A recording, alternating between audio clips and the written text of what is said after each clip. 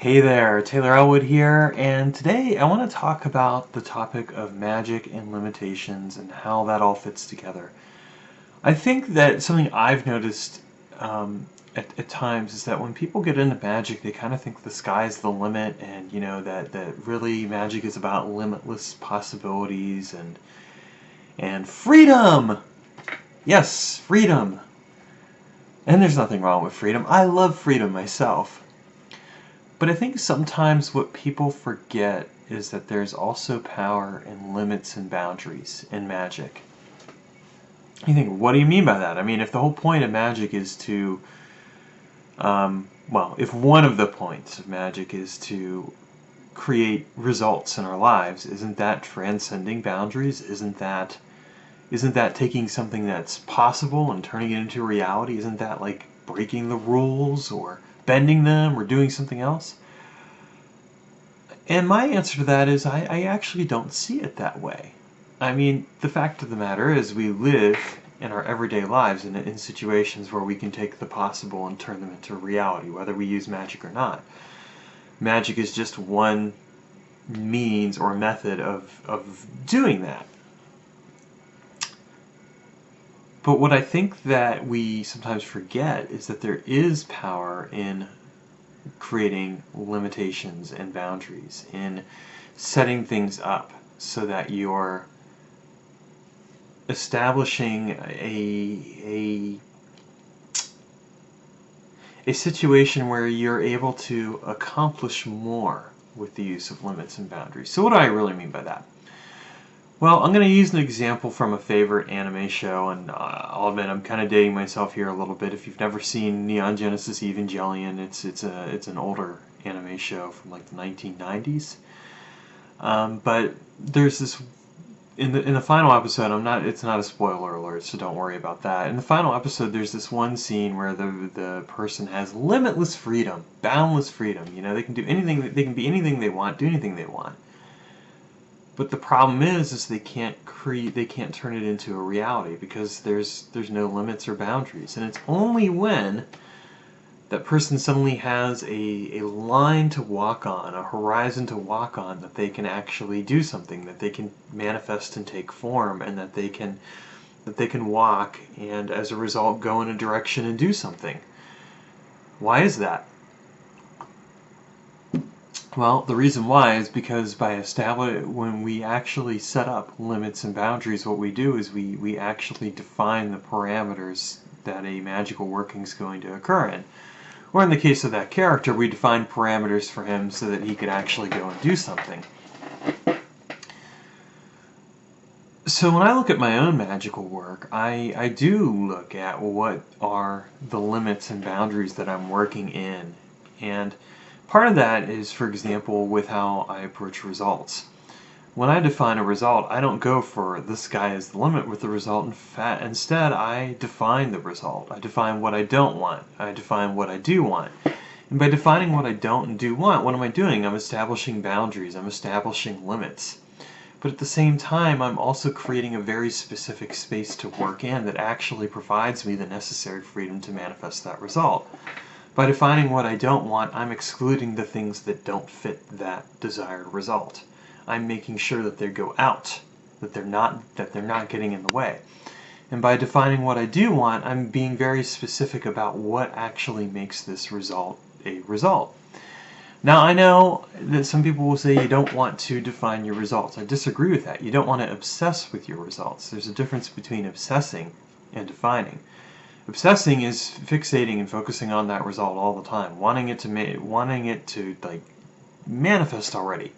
Remember that video I had about patience and where I shared, the importance of being patient? If you didn't, don't worry, it'll be over there, somewhere down the line at the end of this video. Don't worry, you'll see it. At least if you're watching this on YouTube.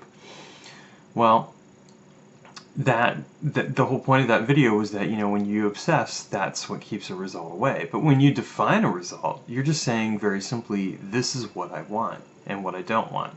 You're setting up those boundaries, and you're establishing criteria that allows you to determine what it is you're looking for as a result of the magical working. That's kind of the point then, because here's the interesting thing. When you define your results, you also end up defining the magical working to some degree, because at that point you start to think, okay, well, what actions am I going to take? What mundane actions am I going to take? What magical actions am I going to take? What am I going to do to get from point A, which is where I'm at right here, to point B, which is the desired result, and ta-da, create reality. That's the beauty of having this kind of approach, is that we're really looking at those parameters. But there's other aspects to boundaries and limitations too.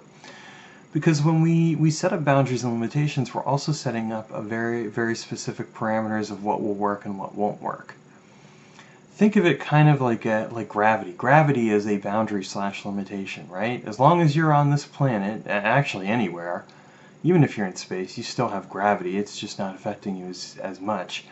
But when you're on this planet, you feel you aren't able to jump up and just float in the air. You can jump, but you're going to come back down because that's the effect of gravity. That's a boundary / limit. And unless you suddenly go Super Saiyan or something else and can start flying, well, it is what it is. And actually, if you think about it, it's probably a good thing that we can't fly except for airplanes. I mean, that's how we overcame that particular limitation. We developed airplanes. But it's probably a good thing that we can't fly, because if you were to, let's say fly high up there, I mean, what's that going to do to your skin? How's that going to affect your ability to breathe, et cetera, et cetera? What other factors are you going to have to consider in order to be able to physically fly? These are things people don't think about because, hey, it's all fantasy anyway. But if we were to do a magical working around that, we'd have to factor that. We'd have to factor in or the other things, and that's kind of the point of boundaries and limitations. It makes us aware of what we can do and what we can't do. This is not necessarily a bad thing. The way that I look at magic in general is that magic isn't about transcending the improbable. It's about turning the probable into reality.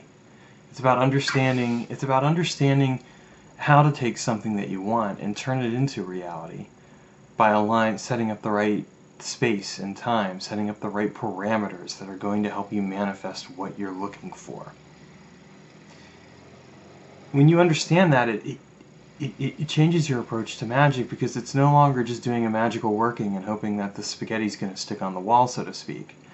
Instead, it's an understood thing that what you're actually doing with the magical working is defining the specific parameters that are necessary to help you establish what will make that magic work or not work. I mention that because I think sometimes, again, people get caught up in what I call Hollywood magic. They get fixated on this idea of like, oh, someday I'll be able to throw a fireball, or I'll be able to fly, or whatever else. And that's not what magic is. Magic is about manifesting results. It can be something where you can take something in your life that you want and that you feel like you wouldn't be able to get otherwise and manifest it. You can take that, you can use magic to force the hand of fate, as Genesis P-Orridge put it, but it works within limits and boundaries in and of its own right. And it's worthwhile to have this kind of conversation, because I think when you understand that, then it helps you to start really looking at how you're going to apply it and employ it. And of course, when I talk about magic in this context, I really am talking about practical results magic. I'm not talking about magic done for purposes of communing with spirits or devotional work, which is a different thing. But it has its own aspects. It is worth, in context to that kind of working, the devotional, it is still worth setting up boundaries and limits. I mean, when I work with spirits, for example, I have a very clear boundaries and limits around like what I consider to be acceptable and what I'm willing to do versus, what I might consider to be unacceptable. And I think that that's an important thing too. It's I talked about that in another video, I think, how I work with spirits. So I think it's important that no matter what kind of working you're doing, that you do have some sense of what your boundaries and limitations are. That's how you ground yourself. It's how you actually establish a stable baseline in which to really look at your workings, because then you start to be able to compare and in contrast, you start to look at, like, okay, like if you didn't get a result, well, why didn't I get that result? What happened?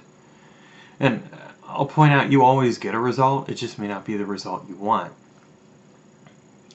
You know, if I do a magical working to get something and I don't get it, that just indicates that there's something in that magical working that didn't work.